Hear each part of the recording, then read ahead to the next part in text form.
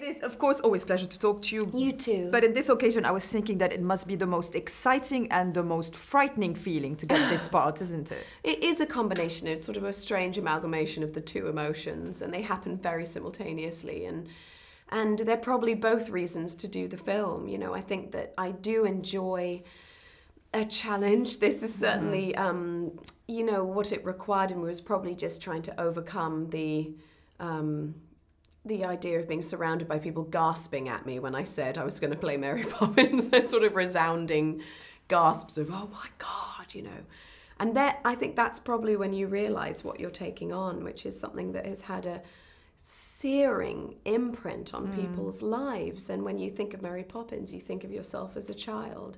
So you realise how dear people hold this character to their hearts, you know. And how famous it is, because, you know, it's been such a long time. Yeah, absolutely. What would you say was the biggest challenge? I mean, you know, there's a lot of obvious questions that I can ask you about, you know, singing and dancing and performing at the same time, which is, you know, it's difficult enough individually. It's funnily enough almost easier doing it all at once in a way, because you're so the character that I think any inhibition I had about dancing or singing as Emily, you know, tend to dilute, you know, if you're actually playing a part and singing in character and dancing in character. So for me, the sort of combination of all three things was easier once I had the whole costume on, the hair and makeup, and because you can lose yourself then, you know. Yeah, and you lose yourself with those settings and those Absolutely, costumes. yeah. How is it on day-to-day basis? Is it like every morning you just kind of, you know, like a kid in a candy store? It was, you know. It was so beautiful. Everything was beautiful. I know we all sound like a bunch of saps talking about this film, but it was so special. It was very unique and a very hard experience to say goodbye to, because every day was filled with a sense of ceremony. I have to credit Rob Marshall, our director, who's such an exquisite person, exquisite director, that every day had a sense of ceremony. For example, when we all saw Cherry Tree Lane for the first time, he had music playing in the background as he led us on, like beautiful, moving music, so that we could feel the spirit of the first film. I mean, this is what he would do for us every day, was sort of try and inject a very deep feeling of love and passion for this project. I have sincerely heard Meryl Streep say wow with so much enthusiasm when she saw Cherry Tree Lane at the premiere 2 days ago. Meryl Streep was amazing. She's so cool. She was wow. You know. It is awesome. Well, it's obviously not the first time you've worked with her. Yes. Is it true that you told her that you should be friends in the next project? Yeah, it's time, isn't it? I mean, we're always kind of contentious with each other, with these characters we're playing. So I'm hoping, like, friends, lovers, I'll take either one. Yes, anything she can give. She's Meryl. Exactly, yeah. Let's talk about the wonderful children that you got to work with. Everybody always says it's difficult to work with children. I think it's so moving to work with children. It's so inspiring. Terribly moving, and I saw them grow up over the course of this film, which is terribly moving, you know, to see them learn and adapt. And I mean, Pixie, who plays Annabelle, she's probably worked more than any of us, you know. She's such a little pro and an angel child. We all called her Angel Baby because she's so perfect. And Nathaniel plays John, is quite sort of serious, very focused little guy, and would absorb everything. He knew all of your lines, he knew all of your songs, he knew the dance steps better than Lynn and I. I mean, he was sort of quite inspiring. And then Joel, who's the little blonde one, had never done a film. And so he was completely mad, and so there was often all of us trying to wrangle Joel at all times, being like, Joel, focus, Joel, we're rolling, Joel, what's your line? But yet when you put the camera on him, he was so imaginative and so spontaneous, because he had no technique whatsoever and didn't know what it was all about. So he was just sort of riveting to watch.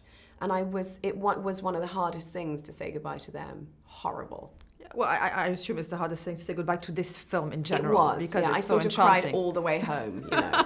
I got in the car, and I sort of tend to do the Irish goodbye and just leave, because I can't bear the saying goodbye to everybody. I find it's so painful. And then I cried all the way home. It was awful. Yeah, I had to go and have a drink when I got home. I was like, I need to escape. Yes, it's gone. I think you've done really well into creating your own Mary Poppins, paying tribute to the original one, but kind of creating her spirit. How important was it for you that it kind of works on both ways?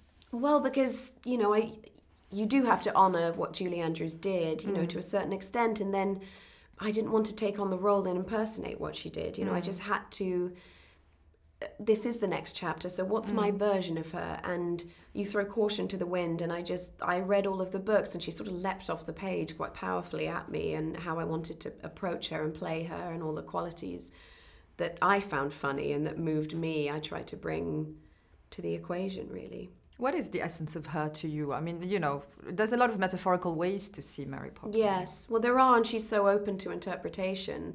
I think because she's so wonderfully unknowable, she's completely mysterious and doesn't really reveal her inner workings to anybody.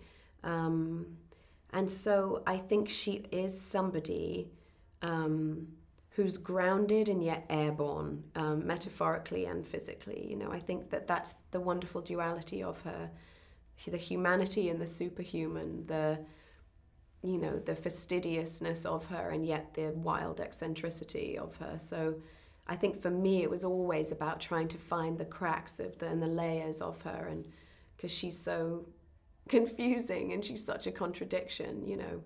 And I think the thing that always moved me from the original, and it still makes me cry, is when she leaves at the end. And maybe that's what she does. She comes in and connects deeply, and yet holds at arm's length enough, because she will inevitably have to leave. And that was always so heartbreaking. Yeah, heartbreaking, because it's kind of like a loss, you know. And I know for my daughter, when she watched it, when I look in the balloon and I go, it's time, my daughter was like, no! She started to scream, no, no, you know, and I just think that's so moving, you know, that kids are like, where's she going, you know? And I try to explain, well, she's going on to look after other children and other families. Everyone needs Mary Poppins, you know.